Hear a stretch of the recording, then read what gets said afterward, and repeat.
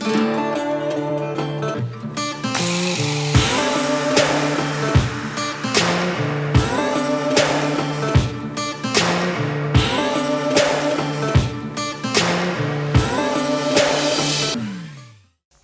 welcome back to the Horseman's University. I'm Tick Maynard. I'm just here at the house next to the barn, and we're just going to take the time to do a little classroom session.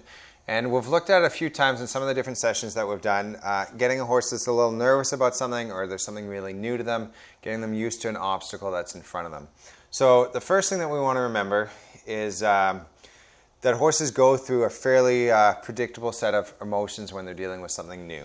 So, just the same way that with people, they say that when people deal with grief, they go through DABDA, denial, anger, betrayal, depression, acceptance. I don't know if that's still true, but that's what I learned when I was at the University of British Columbia, and I took Psych 101 there. And with horses, we have something similar. And just like with people, it's not a hard and fast rule. Depending on the horse and the situation, they may skip a step or they may spend longer in one stage.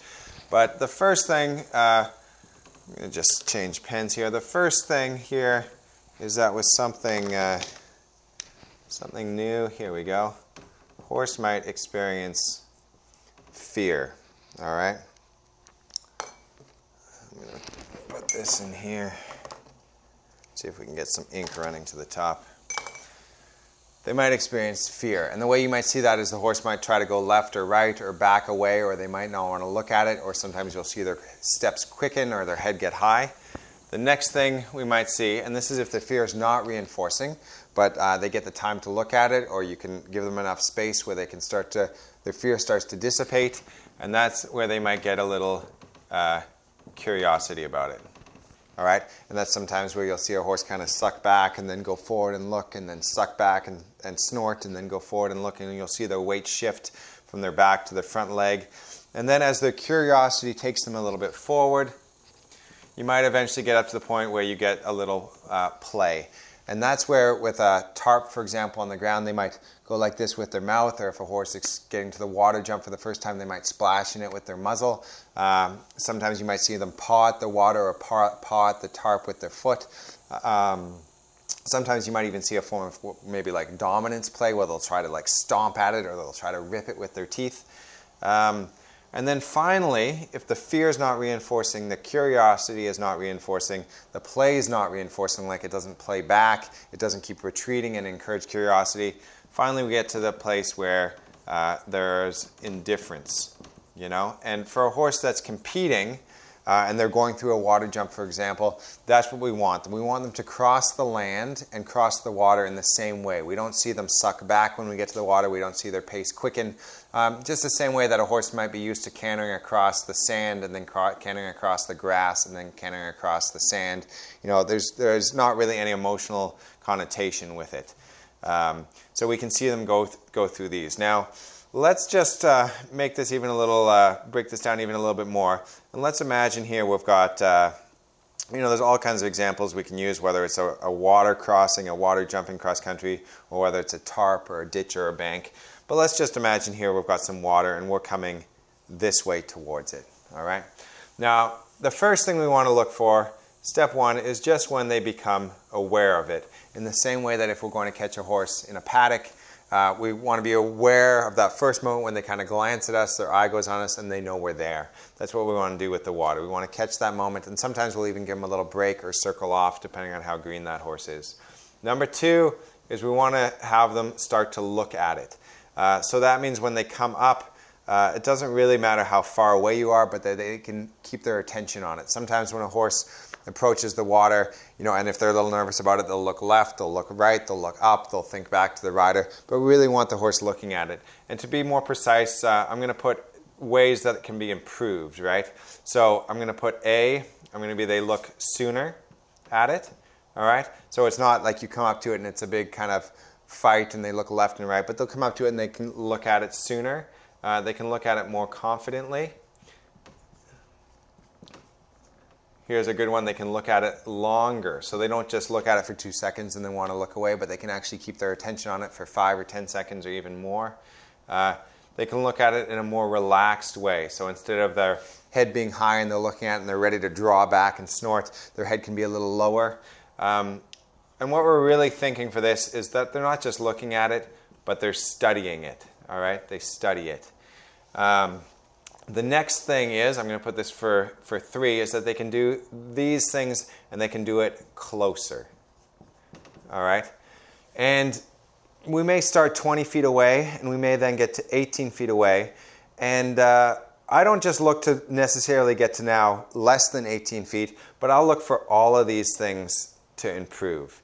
I'm going to put F here. I'm going to put one more thing. I'm going to put that at the end we can take them away rather than them leaving it. So what I mean by that is if they're looking at it, that at the end they don't just cut to the right or cut to the left, but they can be looking at it, and then I could maybe rock back half a step and just lead them off with an opening rein, lead them off to the left and do a little circle and then come again. So I'm going to put we lead away. And these same things apply whether you're on the horse's back or on the horse's ground, on the ground. When we're on the ground, one of the nice things about it is that we can see all these things a little clearer. When we're on the horse's back, we can feel them, and maybe we have them in our mind's eye, but we can't really see them. The next thing here, once we've worked our way closer and all these things are slowly improving, is that they can look specifically at the edge of it, all right? And with a bank, it means that they look at the edge of the bank, whether it's down or up. If it's a ditch, they look at the front edge of the ditch. If it's a little jump, they look at the front part of the jump. And the next thing here, I'm going to put touch the edge. I'm going to put, and 6 sometimes happens before, which is that they look out into it. So maybe they touch the edge with their whiskers or with their muzzle, and then the next step, and sometimes this will happen before, is that they can look out, so if you're at a water crossing, they can look out 3 or 4 feet into the water. If you're at a ditch, maybe they can look out into the middle of the ditch. And then the next step here, we're going to go over here to 7. We're going to start a new little column, is they can look across it. All right, and that's where if you've got a little ditch, they can look to the other side of it. Imagine if somebody spilt a can of oats and they're almost like reaching across the ditch to get the can of oats. If you're at a bank, they're looking down the bank. If you're at a water crossing, depending on how wide the water is or the water jumping cross country, maybe they look out now 10 or 12 feet. And if it's not too wide, they almost look to the other side of it. And once you get to this point, you're really, with their eye looking across and their neck over top of the obstacle a little bit, you're really going to get to the point where the horse, 9 times out of 10, is going to do it by themselves with almost no leg. There will be some situations, especially with obstacles that involve height, where maybe you need a little more momentum. But with something like a water crossing here, I think unless the horse has previously had a bad experience, if we're just dealing with a green horse, if you let your horse go through these steps, I'd say even higher than 9 times out of 10, 99 times out of 100, your horse is going to take themselves through the water. Their own curiosity, their own play is going to take them through. You're going to let them go a few times, and then you're going to go through it in different places, and you're going to get to this point. Now, what I see sometimes with water crossings is people try to take their horse straight from this stage. Their horse is nervous or scared about the water, and they want to get to this stage, and they try to go straight here. So they go to use the whip, they go to use their leg. They say, walk, trot, and canter through the bit. I'm not going to give you the time to spend at these 3 stages, right? Whereas what I want to do is I want to, without letting my horse run away, I want to give him the time that he needs to experience this, give him the time he needs to experience this, give him the time he needs to experience this, and then when I get here, it's going to be a much truer, a much more longer lasting indifference. And then when I'm taking my horse to the Ocala Jockey Club or to Fair Hill or to Plantation, I've got my eventing horse out somewhere doing a 2-star or a 3-star or moving up the levels, I know when I take them to the water, they're going to be ready to canter through the water, not worry about the water, and look ahead to the next jump. And that's, if you've got a horse that's competing or if you've got a horse that you want to have be more confident about things, then let them take the time to go through these stages. So when we're looking at this idea of letting horses go through these stages with something new, fear, curiosity, play, indifference, and we look at some of the other stages which I've just erased, but which we can break down into a number of steps: being aware, looking, and then these subcategories of looking earlier, looking sooner, looking more relaxed, looking for a longer period of time, letting us take the horse away from the obstacle before they want to leave, and finally looking right at the front part of it, and then the next thing is looking across it. All right. So let's imagine I'm coming to, let me just erase this here. Let's imagine I'm coming to a nice big table here, which is a kind of cross-country jump. It's tall and wide, imagine like a picnic table, and I'm coming in this direction. Now, when I started this horse that's then coming to this big table, I started them at a much smaller version of the same thing. And so when I came to it this time, it may take me, for the first time it may take me 5 minutes or 10 minutes or even more, but I'm going to let them stop. I'm going to circle, sometimes I'll back up, and I'll let them go through all these stages where I'm gradually getting closer, I'm having them look at it, and I'm having them learn to touch it, and then really study the top of it, and then look to the other side. And I'll let them slow down throughout this whole process. Now, once we get to jumps with height, of course, we don't want them to jump it from a standstill. Some jumps are too high for that. Just like people coming to bigger jumps, you need a little more momentum, you need more athleticism. But these same steps will apply to a bigger jump. And actually, as I go through the process and horses really learn this method, I'm able to go through all these same steps without even breaking at the canter. So what that might look like is I'm coming here with my horse. The horse that I've got right now at this level is Larry. And back here, I'm about 6 strides away. He sees the jump.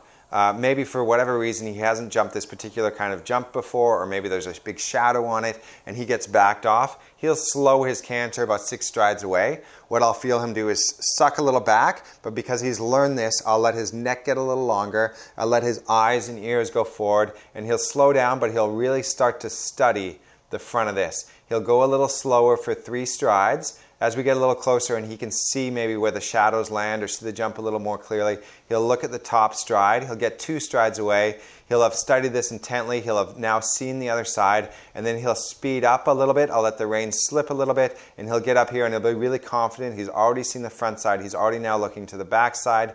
If he can see the landing. With most horses, they can see the landing already, but not always. And he's going to jump this here.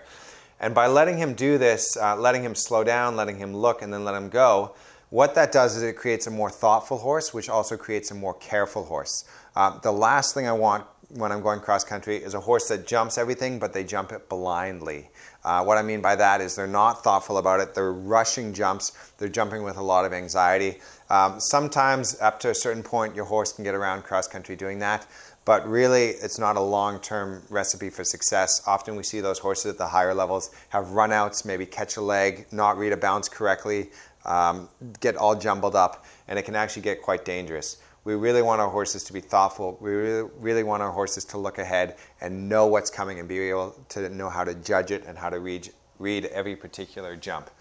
So next time you're riding your horse, and also equally important, next time you're watching somebody ride, next time you're watching somebody jump, watch how these horses go through these series of emotions, watch where their eyes and ears are, and really study it. Just the same way that we want horses to study the jumps, really study what's going on in front of you. We can learn a lot from watching our horses, and we can learn a lot from watching each other. Thanks for watching the Horseman's University, and I'll see you next time.